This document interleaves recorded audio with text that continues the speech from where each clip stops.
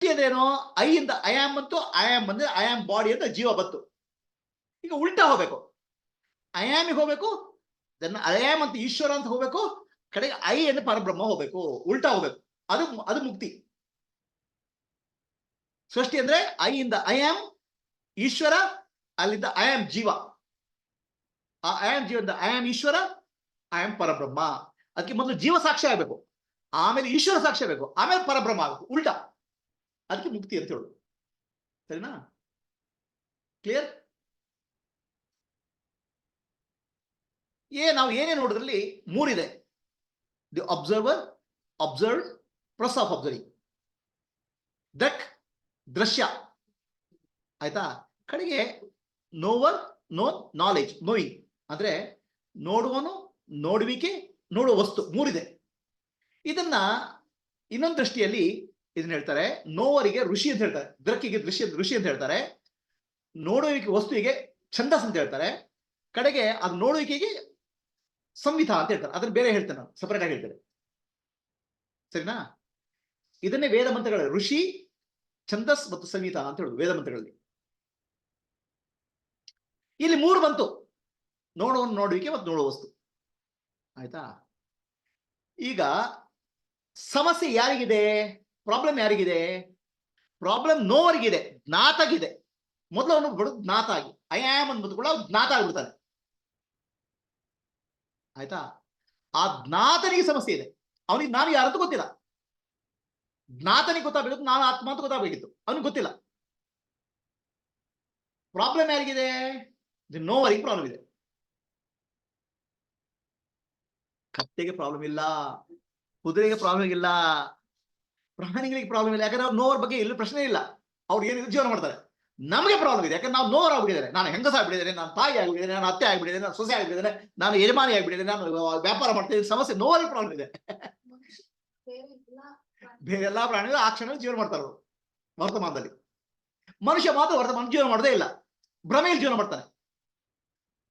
ಒಂದು ವ್ಯಾಪಾರ ಮಾಡಿಸ್ಕೊಂಡು ನಾನು ವ್ಯಾಪಾರಿ ಆಗ್ಬಿಡ್ತೇನೆ, ವ್ಯಾಪಾರ ಸಮಸ್ಯೆ ಎಲ್ಲ ಮನೆ ತರ್ತೇನೆ, ಮನೆ ಸಮಸ್ಯೆ ಎಲ್ಲ ವ್ಯಾಪಾರ ತರ್ತೇನೆ, ಹೆಂಡತಿಯ ಸಮಸ್ಯೆಯನ್ನ ವ್ಯಾಪಾರ ತಗೊಳ್ತೇನೆ, ವ್ಯಾಪಾರಿ ಸಮಸ್ಯೆಯನ್ನು ಹೆಂಡತಿ ತರ್ತೇನೆ.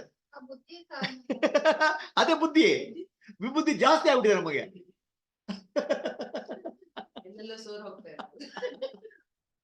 ವಿಪರೀತ. ಅದು ಇವತ್ತಿನ ಪ್ರಾಬ್ಲಮ್ ಅಲ್ಲ, ನಾಳೆಯ ಪ್ರಾಬ್ಲಮ್, ನಾಡಿನ ಪ್ರಾಬ್ಲಮ್, ಪ್ರಪಂಚದ problem, politics problem, cricket match problem, ಎಲ್ಲಾ ತಲೆಯಲ್ಲಿ ಹಾಕ್ತಿದ್ದಾರೆ. ಯಾವ ಪ್ರಾಬ್ಲಮ್ ಇಲ್ರಿ? ನಾಳೆ ಏನಾಗುತ್ತೆ ಪಾಲಿಟಿಕ್ಸ್ ಅಲ್ಲಿ, ನಾಡ್ದು ಎಕಾನಮಿಗೆ ಏನಾಗತ್ರಿ, ಎಕಾನಮಿ ಏನಾಗುತ್ತೆ, ನಮ್ಮ ಬಿಸ್ನೆಸ್ಗೆ ಏನಾಗತ್ರಿ, ನಮ್ಗೆ ನಾಳೆ ನಾಳೆ ನಾಳೆ ಯಾವ್ದೋ ರೋಗ ಬಂದ್ರೆ ನಮ್ಮ ಬಿಸ್ನೆಸ್ಗೆ ಏನಾಗತ್ರಿ, ಎಲ್ಲಾ ಯೋಚನೆಗಳು.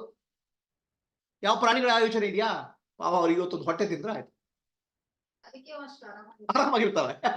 ಈ ಮನುಷ್ಯ ಪ್ರಾಣಿಯ ಬುದ್ಧಿನೇ ಸಮಸ್ಯೆ ಮತ್ತೆ ಬುದ್ಧಿಯ ಪರಿಹಾರ. ಮನಯೇವ ಕಾರಣ ಮನುಷ್ಯಾಣ ಬಂಧ ಮೋಕ್ಷಯವು.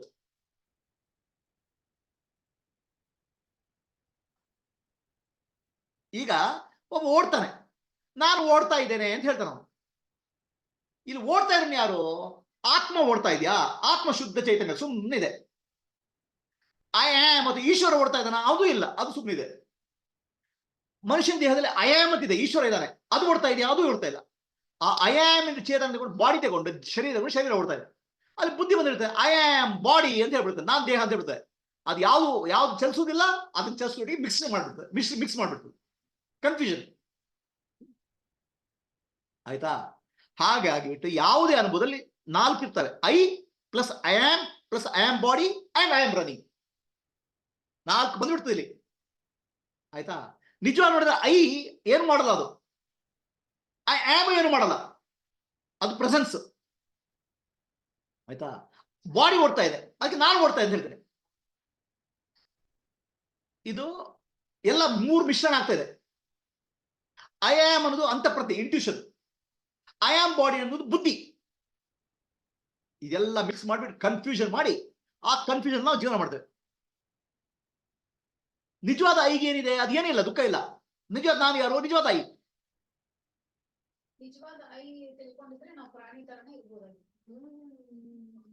ಓಕೆ, ನಿಜವಾದ ಐ ತಿಳ್ಕೊಂಡು ನೀವು ಜ್ಞಾನಿ ಆಗಿರ್ಬೋದು. ಜ್ಞಾನಿಗೂ ಪ್ರಾಣಿಗೂ ವ್ಯತ್ಯಾಸ ಇದೆ. ಆಯ್ತಾ?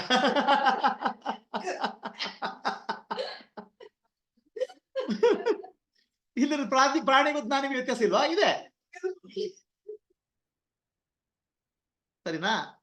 ಈಗ ನಾವು ಅಂತಃಕರಣ ಅಂತ ಹೇಳ್ತೇವೆ. ಮನಸ್ಸು, ಬುದ್ಧಿ, ಅಹಂಕಾರ, ಚಿತ್ತ ಇದು ಸೇರಿ ಅಂತಃಕರಣ ಅಂತ ಹೇಳುದು.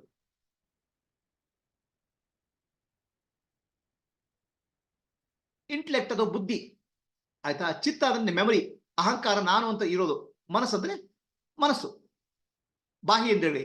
ಇದು ಪಂಚ ಜ್ಞಾನೇಂದ್ರಿಯಗಳು, ಪಂಚ ಕರ್ಮೇಂದ್ರಿಯಗಳು ಸೇರಿ ಬಾಡಿ ಆಗುತ್ತೆ, ಶರೀರ ಆಗುತ್ತೆ. ಇಲ್ಲಿ ಏನ್ ಭ್ರಮೆ ಬರ್ತದೆ? ಐದಿಂದ ಐ ಆಮ್ ಬಂತು, ಕಡೆಗೆ I am body, I am mind, I am intellect ಬಂತು. ಕರ್ತ ನಾನು, ಭೋಕ್ತ ನಾನು, ಜ್ಞಾತ ನಾನು ಬಂತು. ಉಲ್ಟಾ ಆಯ್ತು ಗುರುಜಿ, ನೀವು ಹೇಳಿದ್ದಿಲ್ಲ ಕರ್ತ ನಾನು, ಭೋಕ್ತ ನಾನು, ಜ್ಞಾತ ನಾನು ಅಂದ್ರೆ ಉಲ್ಟಾ ಅಲ್ವಾ ಗುರುಜಿ? ಹೇಳ್ತೇನೆ. ಈಗ ಕರ್ತ ನಾನು ಅಂತ ಹೇಳೋನು ಯಾರು? ಜ್ಞಾತ ನಾನು, ಬುದ್ಧಿ ಹೇಳ್ತಾ ಇರೋದು. ಭೋಕ್ತ ನಾನು ಅಂತ ಹೇಳ್ತಾ ಇರೋ ಅದು ಕೂಡ ಬುದ್ಧಿನೇ. ನಾನು ಬುದ್ಧಿ ಅಂತ ಹೇಳ್ತಾ ಇರೋದು ಯಾರು? ಅದು ಜ್ಞಾತಾನೆ. ನಿಜವಾಗ ನಾನು ಏನು ಅಲ್ಲ ಅಂತ ಹೇಳ್ಬೇಕಾದ ಯಾರು? ಅದೇ ಬುದ್ಧಿನೇ. ನಾನೆಂಬುದು ನಾನಲ್ಲ, ಈ ದೇಹ ಮನ ಬುದ್ಧಿ ನಾನಲ್ಲ, ಸಚಿದಾನಂದ ಆತ್ಮ ಶಿವನಾನ್ ನಾನು ಅಂತ ಬರ್ಬೇಕು, ಅದು ಜ್ಞಾನ ಬುದ್ಧಿಯಲ್ಲೇ ಬರ್ಬೇಕು. ಇಲ್ಲಿ ನಿಜವಾಗ ನಾನು ಅಂತ ಏನು ಹೇಳ್ತಿರೋದಲ್ಲ, ಅದು ಅಂತಃಪ್ರಜ್ಞೆ, ಇಂಟ್ಯೂಟಿವ್ ನಾನು, ಐ ಆಮ್, ಅದು ಬ್ರಹ್ಮ. ದೇಹ ನಾನು ಬ್ರಹ್ಮ ಅಲ್ಲ, ಮನಸ್ಸು ನಾನು ಬ್ರಹ್ಮ ಅಲ್ಲ, ಬುದ್ಧಿ ನಾನು ಬ್ರಹ್ಮ ಅಲ್ಲ, ಇಂಟ್ಯೂಟಿವ್ ನಾನು ಬ್ರಹ್ಮ, ಐ ಆಮ್. ಸರಿನಾ? ಅದಕ್ಕೆ ಇಂಟ್ಯೂಟಿವ್ ಎ ಪರ್ಸೆಪ್ಷನ್ ಅದು. ಬುದ್ಧಿ, ಮನಸ್ಸು, ದೇಹ ಇವೆಲ್ಲವೂ ನಮಗೆ ಬಾಹ್ಯ ಪ್ರಜ್ಞೆಗೆ ಬರ್ತವೆ. ಬಾಹ್ಯ ಪ್ರಜ್ಞೆ ಅಂದ್ರೆ ಪರ್ಸೆಪ್ಷನ್ ಅಥವಾ ಕನ್ಸೆಪ್ಷನ್ ಬರ್ತದೆ.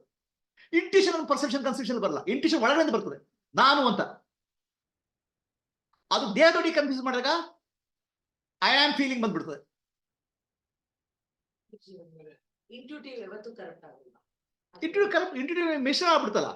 I am body, I am mind, I am intellect ಅಂತ ಮಿಶ್ರಣ ಆಗ್ಬಿಡ್ತಲ್ಲ. ಶುದ್ಧ ಇಂಟ್ಯೂಷನ್ ಅದು ನಾನು. ಆ ಶುದ್ಧ ಇಂಟ್ಯೂಷನ್ ಹೇಳ್ಕೊಂಡಾಗ ನಿಜವಾದ ನಾನು ಕಾಣ್ತದೆ.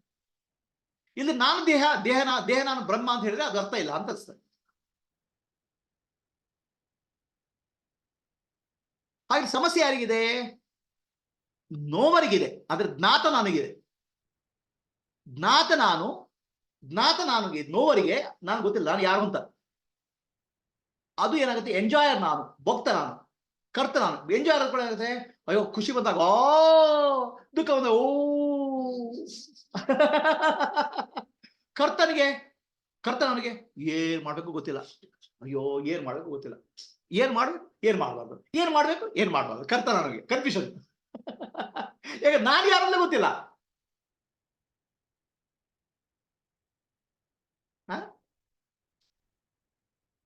ಕರ್ತ ನಾನು ಅಂತಂದಾಗ ಕನ್ಫ್ಯೂಷನ್. ಏನ್ ಮಾಡ್ಬೇಕು ಅಲ್ಲಿ, ಏನ್ ಮಾಡ್ಬೇಕು ಇವತ್ತೇನ್ ಮಾಡ್ಬೇಕು?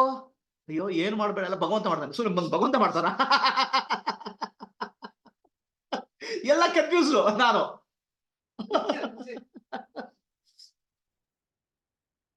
ಅಲ್ವಾ? ಭೋಗ್ತಾರ ಅವನಿಗೆ ಖುಷಿ ಬರ್ಬೇಕು, ದುಃಖ ಬಂದ್ರೆ ಬೇಡ. ಜ್ಞಾತ ಅವನಿಗೆ ನಾನು ಇನ್ನೂ ತಿಳ್ಕೋಬೇಕು, ಇನ್ನು ಸಾಕಾಗಿಲ್ಲ, ಇನ್ನು ಎಷ್ಟು ಕಲ್ತರೂ ಇದೆ. ಕಲಿಯುವುದು ಅದು ಜ್ಞಾತ. ನಾನು ಯಾರು? ಯಾವುದು ಅಲ್ಲ, ಅದು ಶುದ್ಧ ನಾನು. ಈ ಶುದ್ಧ ನಾನು ಎಲ್ಲ ಮಿಶ್ರಣ ಮಾಡ್ಬಿಟ್ಟು, ಕಲಸು ಮೆಲಗ ಮಾಡ್ಬಿಟ್ಟು ನಾನು ಈ ದುಃಖ ಅಂತ ಹೇಳ್ತೇವೆ. ಅದನ್ನು ಬೇರ್ಪಡಿಸಿ ನಿಜವಾದ ನಾನು ಯಾರು ಅಂತ ತಿಳ್ಕೊಂಡು ದುಃಖ ಇಲ್ಲ, ಸುಖವೂ ಇಲ್ಲ, ಆನಂದ.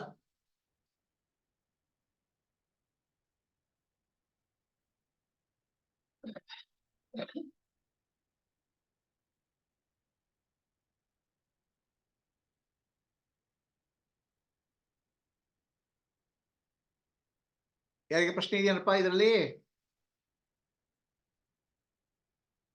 ಝೂಮ್ ಅಲ್ಲಿ ಯಾರು ಪ್ರಶ್ನೆ ಇದೆಯಾ? Guruji, Yes. this intuition is again recognized by intellect only, right? See, my dear, How do you know it's an intuition? Intellect will recognize that as an intuitive knowledge. No, you please understand. The word used is recognize, correct? Recognize means what? It's coming from memory. No, recognize means what? Re means repeat. Repeat and cognize again, like research, right? So cognition is done by whom? Means I didn't understand. The word cognition is done by whom?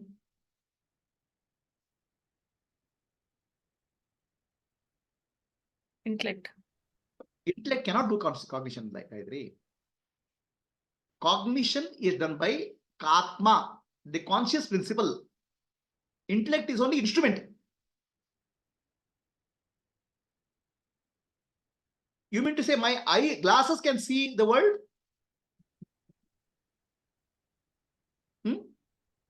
No. Intellect with the consciousness called Jivatma. Right? Jivatma is Chidabhasa plus Atma. It is using intellect as the instrument. The cognition, understanding, everything happens with the conscious principle, not the instrument. Yeah. Who understands? Do you mean the intellect understands? See, you have to It uses the intellect. understanding. What do you mean by understanding? Under means what?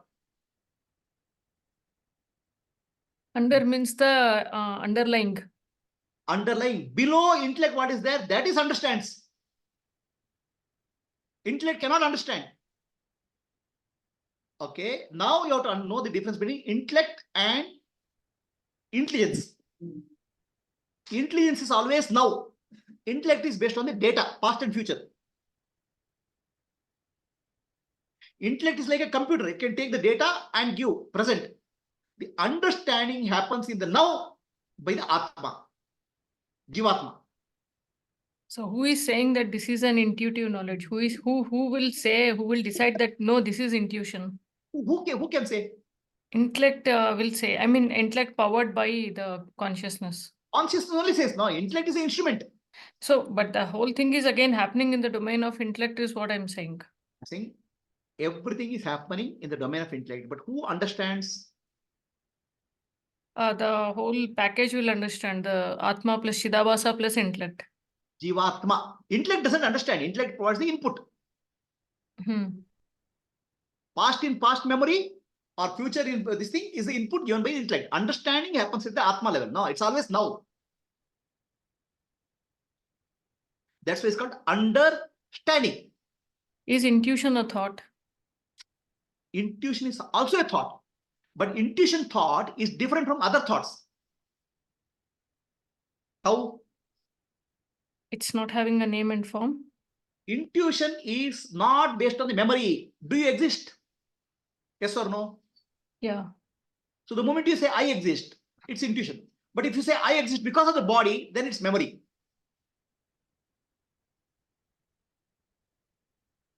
Is there a difference? Are you aware? Yeah. Are you aware? If you say moment you say I am aware because my mind is working, my intellect is working, my eyes are working, that means you are using the body and mind, which is actually external instruments. Then buddhi is coming into picture, it's taking data. But I am aware, irrespective of whether I see or I don't see, that is called intuition. And intuition is always now. You cannot say I am aware because I was aware yesterday. So this I am is an intuition. I am in the pure form, it's intuition. But the moment you bring the body and mind, it becomes perception or conceptual knowledge. So that's why when earlier you told you, observe the sensation in the body and feel the I amness, that's the second level actually. Second level is it's reflecting the body now. But still it's present moment only. It's not intuition. No, it's intuition only. But intuition superimposing the sensation of the body, which is energy, it's also present moment. The moment you superimpose the thought, it will be past and future. So intuition is a thought which is not coming from memory. Intuition is the thought which is based on, it's a statement, expression. Here and now. I am here and now. I am aware, I exist. But the moment you superimpose the body and mind superimpose the body, it is still the present moment. But superimposition is happening. It's still much better than imposing the thoughts.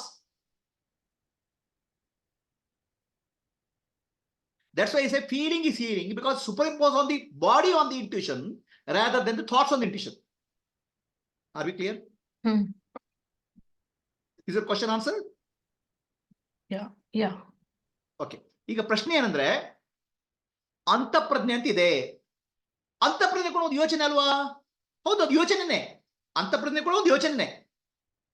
ಅದೇಲಿ ಬರ್ತದೆ? ಬುದ್ಧಿಯಲ್ಲಿ ಬರ್ತದೆ. ಆದ್ರೆ ಅಂತಃಪ್ರಜ್ಞೆಗೂ ಬೇರೆ ವಿಚಾರಕ್ಕೂ ಒಂದು ವ್ಯತ್ಯಾಸ ಇದೆ. ನಾನು ಇದ್ದೇನೆ, ನನ್ನ ಇರುವಿಕೆ ಇದೆಯಲ್ಲ, ಅದು ಈ ಕ್ಷಣ ನಾನು ಇದ್ದೇನೆ. ಯಾಕೆ ನಿನ್ನೆ ನಾನಿದ್ದೆ, ಈಗ ನಾನಿದ್ದೀನಿ ಅಂತ ಹೇಳಿದ್ರೆ ಅರ್ಥ ಇಲ್ಲ ಅದಕ್ಕೆ. ನಾನು ಇದ್ದೇನೆ ಯಾಕಿದೆಯಪ್ಪ? ದೇಹ ಇದೆ, ನಿನ್ನೆ ದೇಹ ಇತ್ತು, ಇವತ್ತು ದೇಹ ಇದೆ, ಅದಕ್ಕೆ ನಾನು ಹೇಳಿದ್ರೆ ಅದು ಆಲ್ರೆಡಿ ಬಾಹ್ಯ ಪ್ರಜ್ಞೆಯಿಂದ ಬಂತು. ಅಂತಃಪ್ರಜ್ಞೆ ಏನ್ ಬಂತು? ನಾನಿದ್ದೇನೆ, ಅದಕ್ಕೆ ಯಾರು ಹೇಳ್ಬೇಕಾಗಿಲ್ಲ ನನಗೆ. ನಿನ್ನೆ ಇದ್ದಕ್ಕೆ ನಾನು ಇವತ್ತಿಲ್ಲ, ಈ ಕ್ಷಣ ನಾನಿದ್ದೇನೆ ನಾವು. ಅದಕ್ಕೆ ಇಂಟ್ಯೂಷನ್ ಅಂತ ಹೇಳೋದು. ಆಯ್ತಾ? ನಿಮ್ಗೆ ನಾನು ಮುಂಚೆ ಹೇಳ್ಕೊಟ್ಟೆ ಏನಂದ್ರೆ, ದೇಹವನ್ನು ಅಬ್ಸರ್ವ್ ಮಾಡಿ, ಸೆನ್ಸೇಷನ್, ಅದು ಪ್ರೆಸೆಂಟ್ ಮೂಮೆಂಟ್ ಅಲ್ಲಿ ಇದೆ ಅಂತ. ಅದು ನೆಕ್ಸ್ಟ್ ಲೆವೆಲ್. ಅಂತಃಪ್ರಜ್ಞೆ ಮೇಲೆ ದೇಹದ ಸೆನ್ಸೇಷನ್ ಸೂಪರ್ ಇಂಪೋಸ್ ಆಗುತ್ತೆ, ಆವರಣ ಆಗುತ್ತೆ. ಅದನ್ನು ಅಬ್ಸರ್ವ್ ಮಾಡಿದ್ರು ಆಗತ್ತೆ, ಅದು ಕ್ಷಣನೇ. ಅಲ್ಲಿ ಆಲ್ರೆಡಿ ಒಂದು ಲೆವೆಲ್ ಸೂಪರ್ ಇಂಪೋಷನ್ ಆಗಿದೆ. ಬಟ್ ಅಲ್ಲಿ ಯಾಕೆ ಹೇಳ್ತಾ ಇದೆ ಅಂದ್ರೆ, ಅದ್ರ ಮೇಲೆ ನೀವೇನ್ ಹೇಳ್ತೀರಾ? ದೇಹ ನಾನು, ಮನಸ್ಸು ನಾನು, ಬುದ್ಧಿ ಅನ್ನೋದು ಯೋಚನೆಯನ್ನು ಸೂಪರ್ ಇಂಪೋಸ್ ಮಾಡ್ತೀರಾ. ಯೋಚನೆ ಭೂತಕಾಲ ಭವಿಷ್ಯದಲ್ಲಿದೆ, ಈ ದೇಹ ಅನ್ನೋದು ಈ ಕ್ಷಣದಲ್ಲಿದೆ. ಇದನ್ನು ಸೂಪರ್ ಇಂಪೋಸ್ ಮಾಡಿ ನಾನು ಹೋಗಿ ಅಂತ ಹೇಳ್ತೇನೆ, ಶುದ್ಧ ನನಗೆ. Is that understood Gayatri?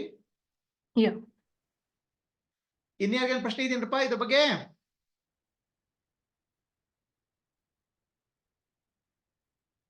Ram Prakash, Sujaya? ಏನ್ ಪ್ರಶ್ನೆ ಇಲ್ಲ ಗುರುಜಿ. ಓಕೆ, ಏನಿಲ್ಲ ಗುರುಜಿ, ಏನ್ ಪ್ರಶ್ನೆ ಇಲ್ಲ. ಈಗ ಸ್ವಲ್ಪ ಧ್ಯಾನ ಮಾಡೋಣ.